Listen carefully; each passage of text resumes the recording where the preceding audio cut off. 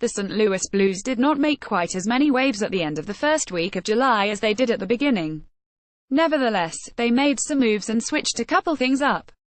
RFAs retained. Most notably, the Blues resigned two more restricted free agents. Dmitry Jaskin and Oskar Sundqvist were officially brought back after they had both filed for salary arbitration on July 6.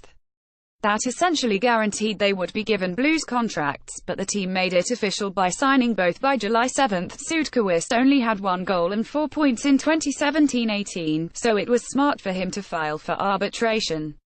The market would not have been too kind to him. Nevertheless, the Blues got a decent deal out of it, as well, inking him for only $700,000. I am not a fan of his personally, but it gives the Blues more depth. As we have seen in recent years, injuries happen in bunches, so you can never have too many bodies. Also re-signing, avoiding arbitration, was Jaskin. Jaskin's deal is also only for one, which will pay him $1.1 million. Again, Jaskin is not overly high on my list, but if he is okay with being a fourth-line player, then he has managed to fit that role quite nicely. The deal is also quite friendly. It only sees Jaskin get a modest raise of $100,000 and the Blues stay protected as well. Jaskin will still be restricted at the end of this deal, due to not meeting RFA requirements. So, even if the Blues are not happy with his 2018-19, he could still net them a draft pick if they extend another offer sheet. When the Blues picked up Ryan O'Reilly, fans were quite giddy. Of course, the most minor of questions after he became part of Blues Nation was what number he would wear. Nikita Soshnikov had been resigned recently and he wore 90 for the Blues in his brief time in St. Louis after the trade deadline.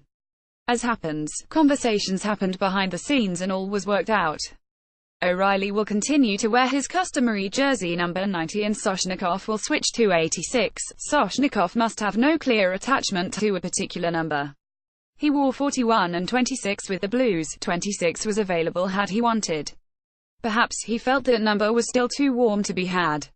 Speaking of numbers that might be too warm, Taylor Bozak went the opposite way as O'Reilly. After having worn 42 for his entire career with the Toronto Maple Leafs, he will cut his number in half and wear 21. Whether Bozak really took into consideration David Backes being 42 for so many years or not is up for debate. If that is the case, it is interesting he chose 21 since the recently departed Patrick Berglund held on to his Blues sweater more recently than Backes. Nevertheless, fans with Backes jerseys need not worry about anyone taking over the number just yet.